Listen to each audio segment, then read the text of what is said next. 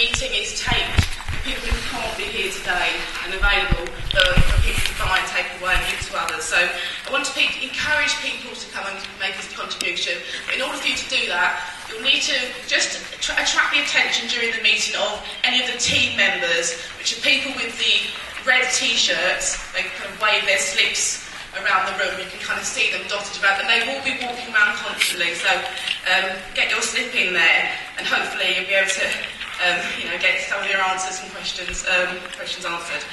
So first, really, I want to kind of do is really open up the meeting for Gary to start. Thank you.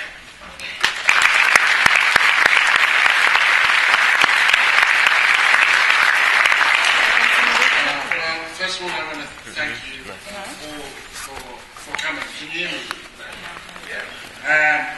When they say, as they often do, as I hear when I'm in the States, and I've got the left is there, I was just thinking, if you say that, I'm actually just living in the wrong place.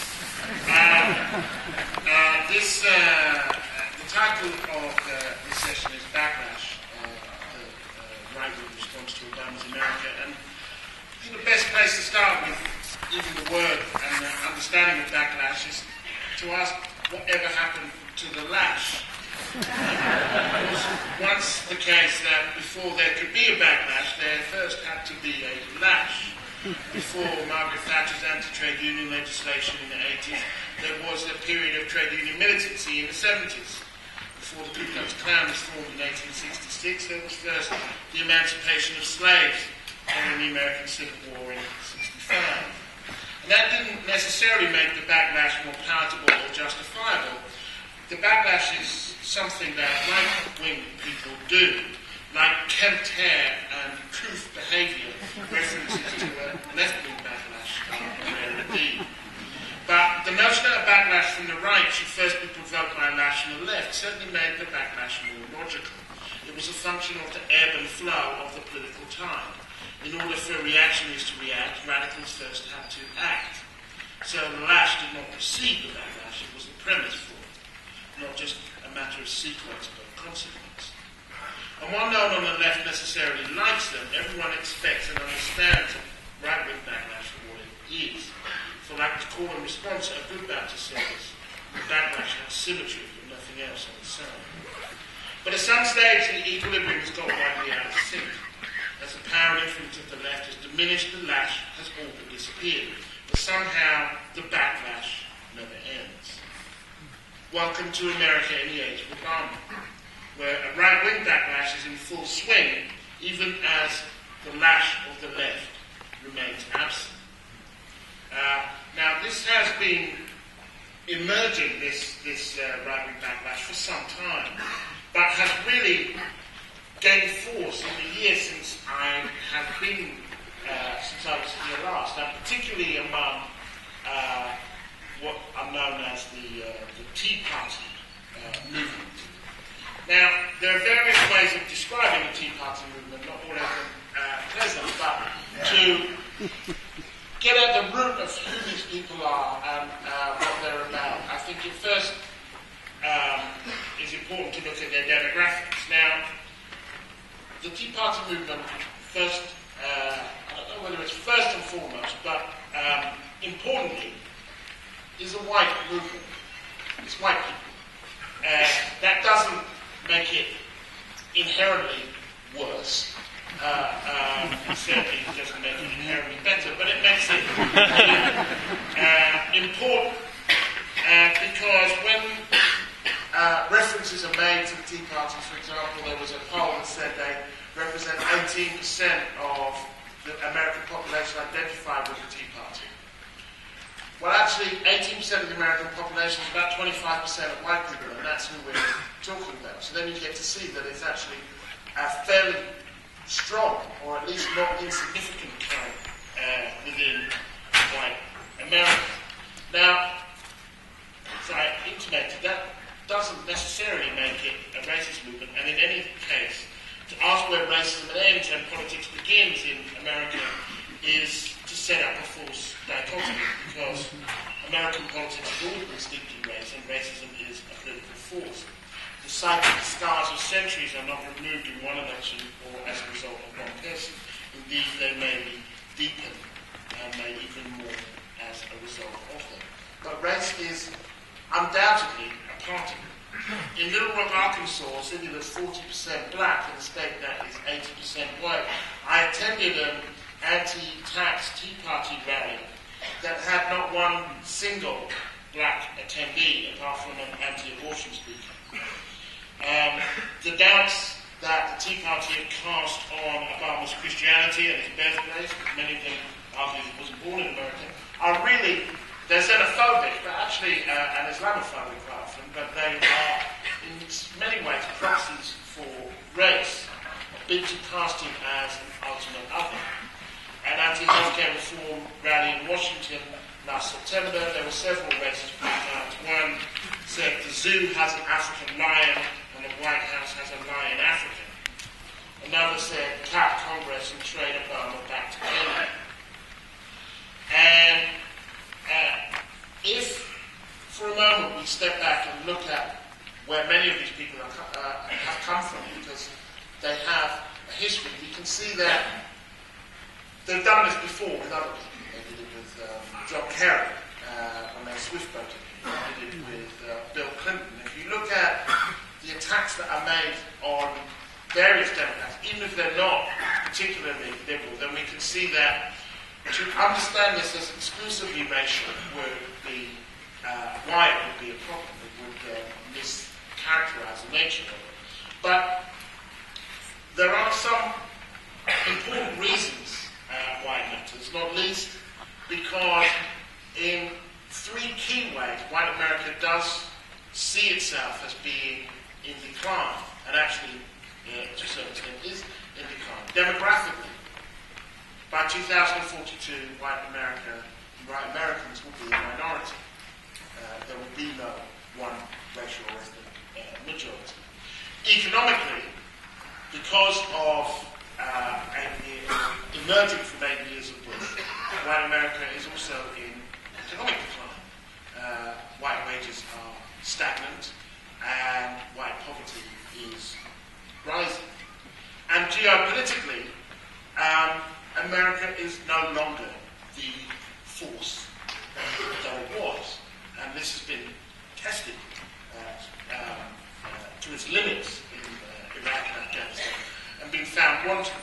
Simultaneously, the rise of China and India and so on, forces are reckoning with that assumption about white supremacy both at home and abroad.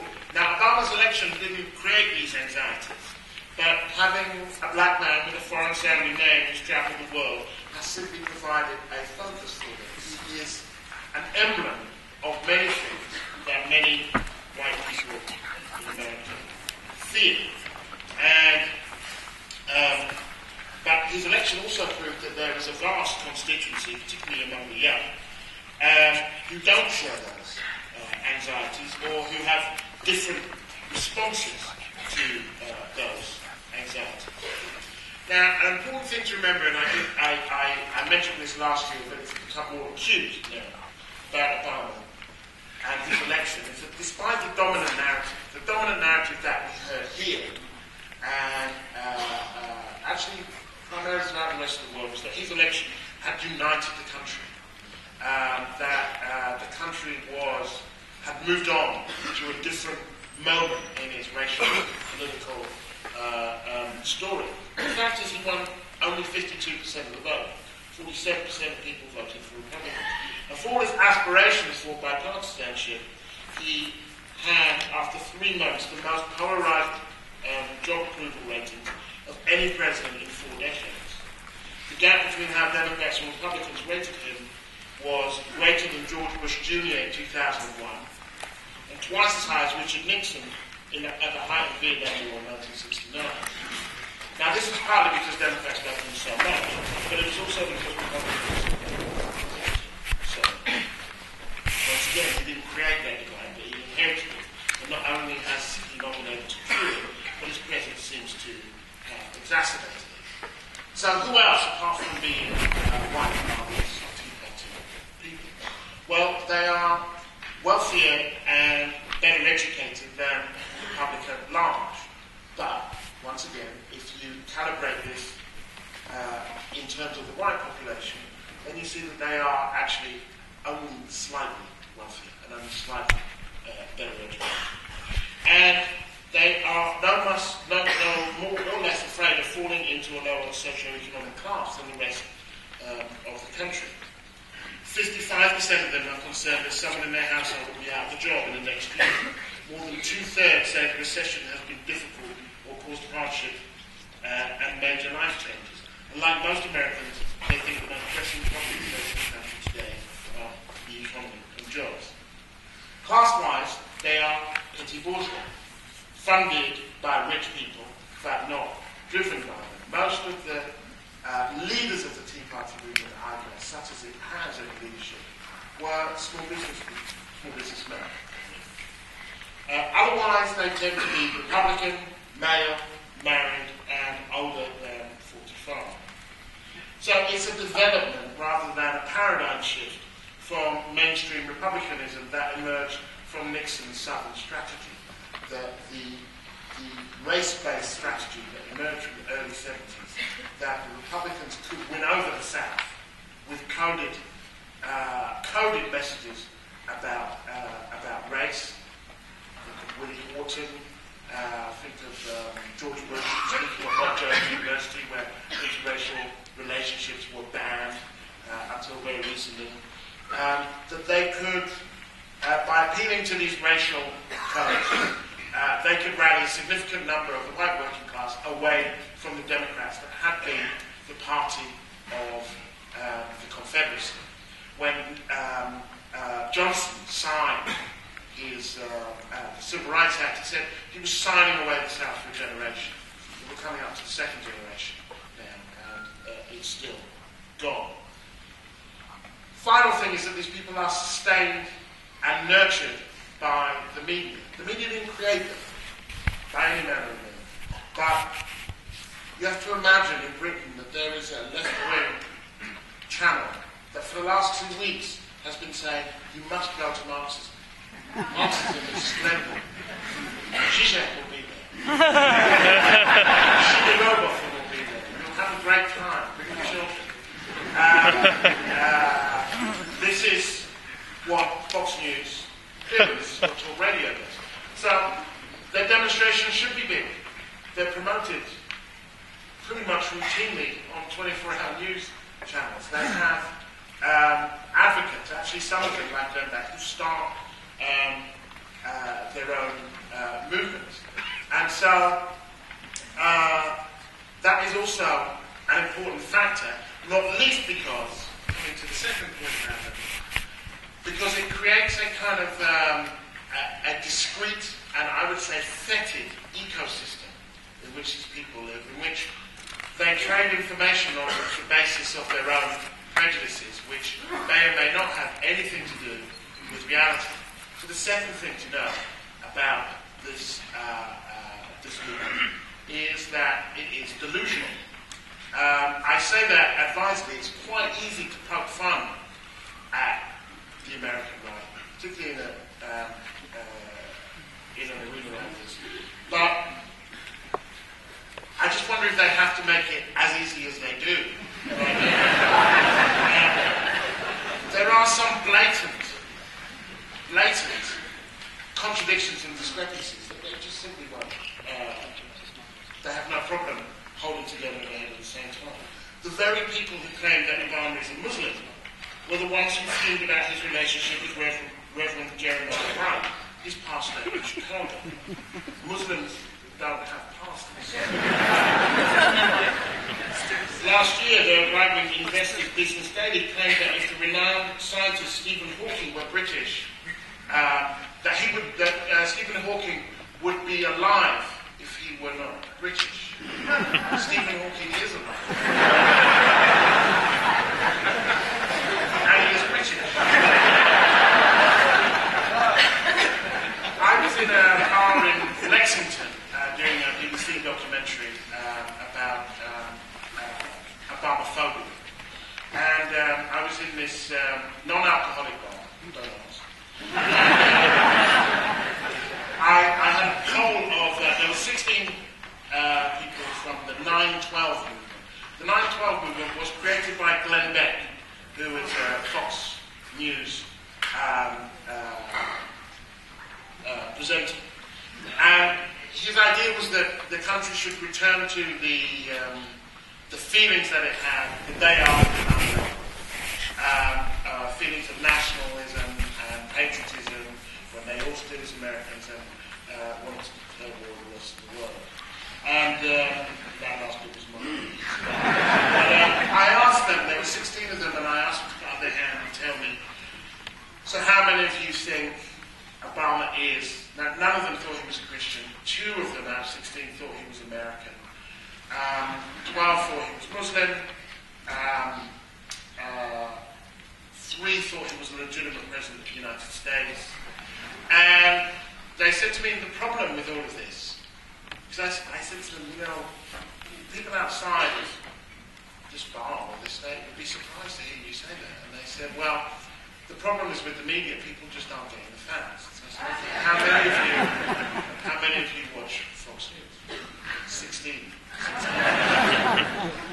There was Kenneth Gladney, a campaigner, an anti-health reform campaigner in St. Louis, who started a fight, as far as I can understand. He started the fight. But a fight broke out between him and some pro-healthcare people.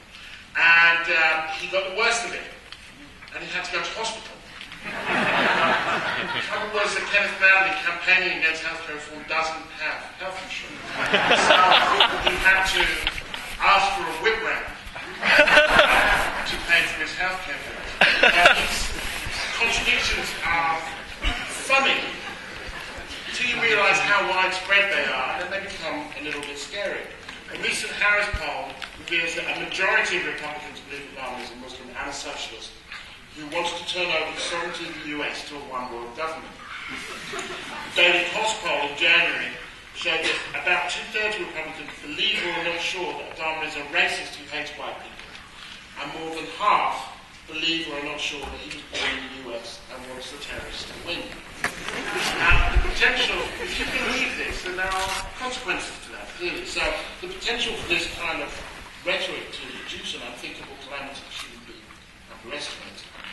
A Homeland Security report last year called Right-Wing Extremism concluded that the economic downturn in the election of the first African-American president presented unique drivers for right-wing radicalization and recruitment. People turn up with arms, armed.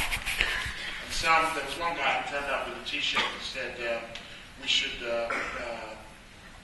water the tree of liberty, which is a quote from Jefferson.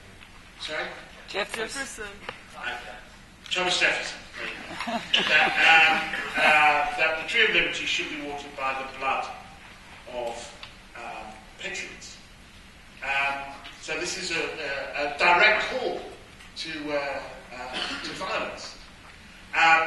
So there is this mood, and in the absence of kind of proper facts, people then start acting on the facts that they think they know. Moving on from the delusion, we will come back to it soon because it's like arsenic in the water supply. It has got spread right throughout the right. There is the manner in which these Tea Party people pose as, and actually believe themselves, I don't think it's just a pose, as anti-politics, a plague on all your houses. When I asked this group in Lexington, Kentucky, to put up their hand if they blamed Obama for the current state of America, only 3 or 4 did. And when I asked them to ask them if they blamed Bush, about the same number did. And when I said, do you just blame all the politicians, that's when all the hands went up. And in that sense, they are unruly, inchoate, and incoherent. They're already dissidents. They had a Tea Party convention, and then a section of it refused, reminding me in some ways of the British hard left, or any hard left. But then there were dissidents to the dissident faction, and then there were dissidents to that faction. And they ended up not being able to uphold really a nation. Tellingly, in terms of their views on political leaders, less than half believe that Sarah Palin is qualified to be president, and most of them that I met don't want a leader. Frank Luntz, who I interviewed in another thing for the BBC, who's a right-wing Republican strategist, has met with them a few times, he said, and asked them, he said it was not doing their credibility any good that they kept comparing Obama to Hitler, and that they should be more strategic in their choice of enemies and allies. And he said, this is quoting him verbatim, but they don't want to be told. They don't want to be lectured. They don't want to be advised, educated, or informed. He said that he felt pleased. I said, well, how does that make you feel as a Republican strategist? He said, I'm just pleased when I come out of a meeting with them and my tyres aren't slashed. So some people have been led to believe that therefore these people might form a third party. And that seems unlikely to me. It's highly unlikely. For all their aggressive and uncompromising rhetoric, these people are Republicans. The percentage of the Tea Party movement that holds a favourable opinion of President Bush, the last President Bush, is 57%, which almost exactly matches the percentage in the general public that holds an unfavourable view of him. But the extent to which they represent a Republican resurgence can be overstated. The last time Republicans enjoyed a huge electoral push was in 1994, the Gingrich Revolution. But back then, all but 2 Republican House representatives signed up to the contract with America, a manifesto with a clear set of demands written by the party leadership with the help of the Right-Wing Heritage Foundation. Conversely, this current resurgence has been inspired by fractious groups of right-wing activists and funded by right-wing think tanks. But these people were never Democrats, and they're not going to be Democrats, and they're not going to stand against Republicans. So how seriously should we take them? Well, their emphasis can be over-exaggerated.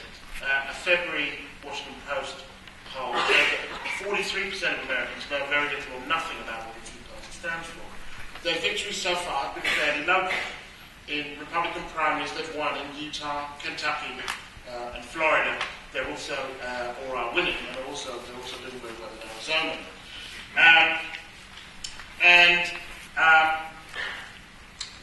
To the extent to which they're gaining, there are some independents that are then leaving the Republican Party and think that it's become too extreme. But they can't be ignored.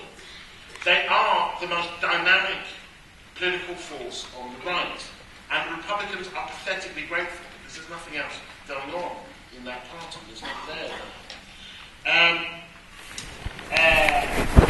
In many areas, if anything, it's the Tea Party that's effectively making the official establishment the third party. The Republican establishment candidate in Florida, Charlie Crist, has left the Republican Party to standing as an independent because he just knew that he couldn't win against a previous unknown, Marco Rubio, who is a Tea Party candidate.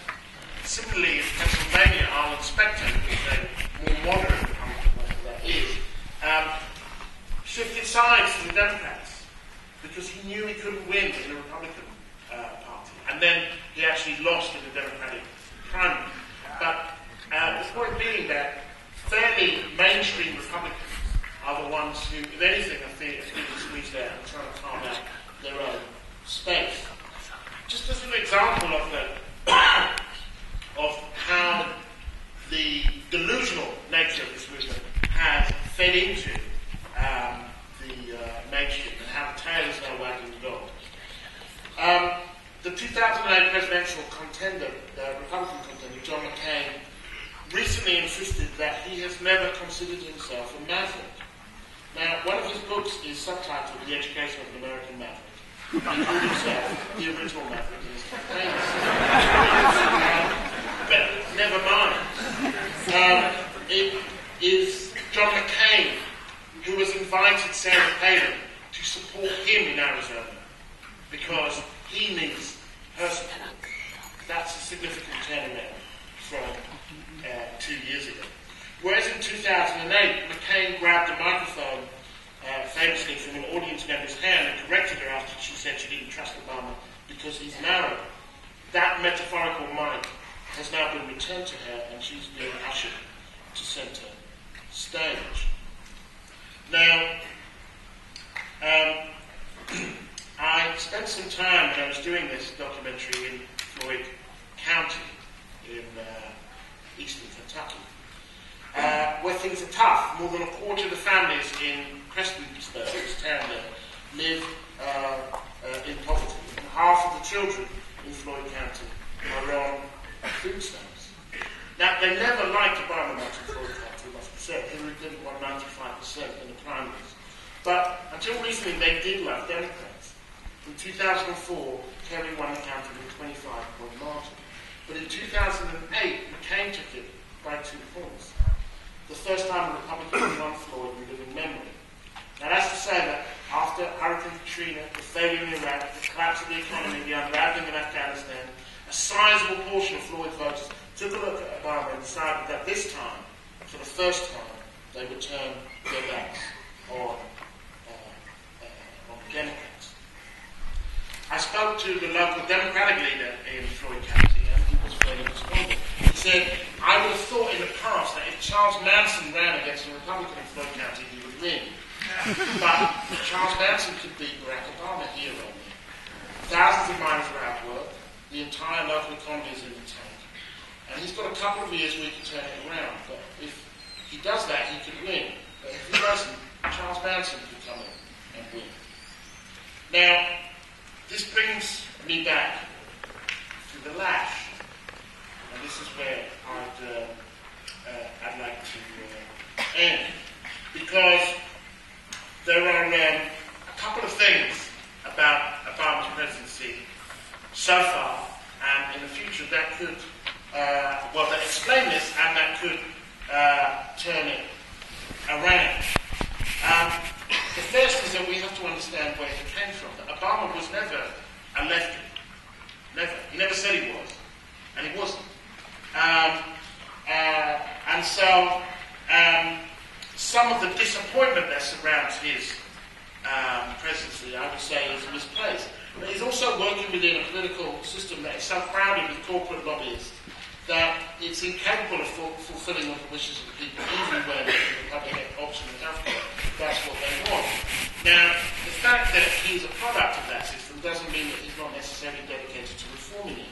But we can't measure his dedication, only his achievements. And so far, those achievements have not been so great. Now, I don't want to give Obama the benefit of the doubt here because he's president and he has enough benefits already. But one thing we have to understand in looking at Obama is where are those people now? Those people who came out and literally danced on the street, people who were inspired and moved by him. And the failure to create a movement out of that moment. The fact that that remained as a political, as an electoral campaign. The fact that the day after that campaign, they took the list of people, the Obama campaign, and they left town. And so there was no way of mobilizing those people. And so quite often when the left complain about the right organizing, I think that, well, really the problem is not that they are organizing, it's that you're not. And in the absence of any independent organization, where are people supposed to go? And as we come to the halfway mark, Obama's single achievement has been that he's managed to shift the course of political conversation. So we're no longer talking about the dismantling of good things that exist, but the derailing of better things that might come about in general. But the right have come out swinging, and the left are now on the back foot. Without the right don't have any proposals of their own, really, but what they can do is stop good things happening. The failure has been really that where Obama has managed to push things forward, they have been all too often inadequate. People don't want a healthcare reform bill. They want healthcare. They don't want a stimulus package. They want jobs. And the inability to deliver results that are necessary to relieve the pain on people and the planet risk huge cynicism. We tried it. It didn't work. Why bother fact that, and I still believe this, that Obama was the best viable candidate, does not circumvent the possibility that the best America's electoral politics can offer right now may well be inadequate to the task in hand. The roots and the trajectory of the backlash are clear, with the provenance for the lash